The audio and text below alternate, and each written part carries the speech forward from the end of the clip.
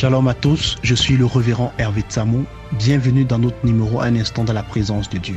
Pendant ces rubriques, nous allons voyager dans les Écritures, dans l'ensemble de la connaissance biblique, avec des réalités et des vérités bibliques qui vont impacter, transformer et toucher vos vies pour le meilleur. Aujourd'hui, nous parlerons d'un thème assez essentiel, la puissance de la parole. La puissance de la parole. La parole de Dieu à son livre introductif, Genèse, à partir du chapitre 1, nous fait comprendre qu'au commencement, Dieu créa les cieux et la terre. Et la parole de Dieu nous fait comprendre que l'Esprit de Dieu se mouvait au-dessus des eaux. Et nous allons nous rendre compte dans ce cas de figure que la création n'avait pas encore totalement pris place. Bien qu'il y avait Dieu, il y avait l'Esprit. Mais il y a un élément qui créa un chamboulement total dans le processus de la création. C'est à partir du verset 2 et au verset 3. La parole de Dieu nous fait comprendre. Dieu dit que la lumière soit. Dieu dit la parole. La parole est le moteur et le commencement de la création. Je veux dire, la parole est l'élément qui meut l'Esprit de Dieu. L'Esprit de Dieu seul ne suffit pas pour créer un ensemble de choses de destinée, mais il faut une parole qui l'accompagne, parce que l'Esprit de Dieu se soumet à la parole prononcée. Et même le monde des esprits se soumet à la parole qui est déclarée, celle qui est prononcée. Une parole puissante. Une parole puissante est celle qui peut guérir, qui peut soulager, qui peut ôter ou rouler des pierres, qui apporte la vie et appelle à l'existence. La puissance d'une parole. La parole a une puissance telle qu'elle peut même faire sortir de la tombe des êtres morts. Nous pouvons voir le cas d'espèce avec Jésus et Lazare. Il a commandé à Lazare d'une parole, Lazare sort et Lazare est sorti. Et le même cas de figure, nous voyons aussi avec ce serviteur qui était malade. Dans le livre de Luc 7, à partir du verset 7, le serviteur de ce centenier romain qui était souffrant, il a dit une chose à Jésus, mais dis un mot et mon serviteur serait guéri. Il a dit, dis un mot. Donc il suffisait d'une parole, une expression, un mot. Nous devons savoir, et la Bible même nous le dit à suffisant, dans le livre de Jacques 3, à partir du verset 5, que de même, la langue est un petit membre, et elle se vante des grandes choses. Voici comme un petit feu peut embraser une grande forêt. Donc ceci dit, la langue ou la parole a une puissance telle qu'elle peut même mettre le feu ou un brasier dans une très grande forêt. La parole a une puissance. Elle a une puissance sur deux volets. Elle peut être constructive et elle peut être destructive, selon comme ce que tu dis et que tu exprimes.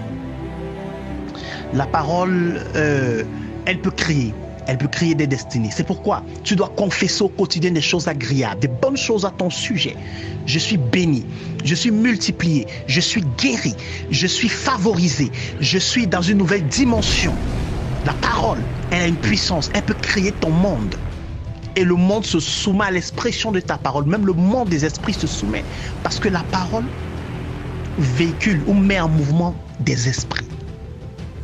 Et aussi, la parole de Dieu nous fait comprendre, dans le livre de 2 Pierre 3, à partir du verset 5, ils veulent l'ignorer. Ici, on parle du peuple, parce que c'est un peuple qui avait, je veux encore en quelque sorte dire, ils ont ignoré comment est-ce que les choses avaient commencé lors de la création.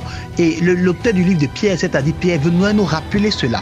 Il dit, ils veulent ignorer en effet que des cieux existaient autrefois par la parole.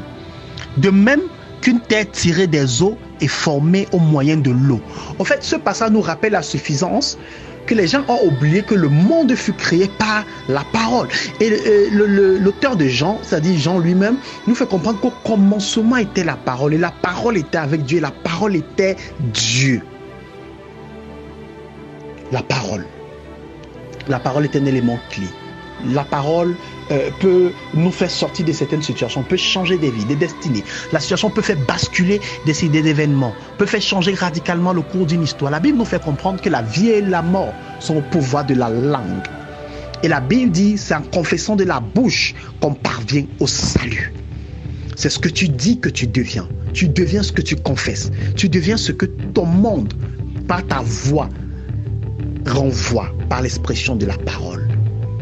C'est pourquoi je voudrais aujourd'hui que tu confesses dans ta vie des bonnes choses, des choses agréables, des choses favorables pour toi, des choses qui te béniront, qui béniront ton âme, qui va façonner le monde autour de toi, qui qui pourra mettre à l'existence ou appeler à l'existence des choses qui manquent. Chaque fois que tu utilises l'expression « je suis », ça veut dire que tu t'identifies à quelque chose. Donc quand tu dis « je suis malade », tu t'identifies à la maladie. Quand tu dis « je suis béni », tu t'identifies à la bénédiction. Donc le je suis vient t'identifier par rapport à quelque chose. C'est ce que tu confesses que tu deviens.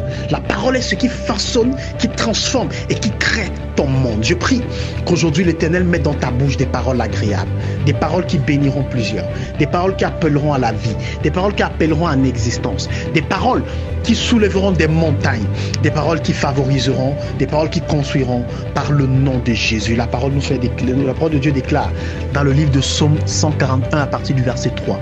L'Éternel met une garde à ma bouche, veille sur la parole de mes lèvres, parce que ce n'est pas n'importe quoi qui doit sortir de ta bouche, mais ce sont des paroles bénissantes, des paroles rafraîchissantes, des paroles constructives, des paroles qui pourront faire changer l'avenir de ta nation, ton pays, qui pourront changer la vie de ta destinée, de ta famille, changer tes finances, changer ta santé, apporter à Dieu, apporter ton salut, des paroles qui pourront transformer même ton état de santé, ton état d'âme. Je prie que l'Éternel Dieu te donne des belles paroles.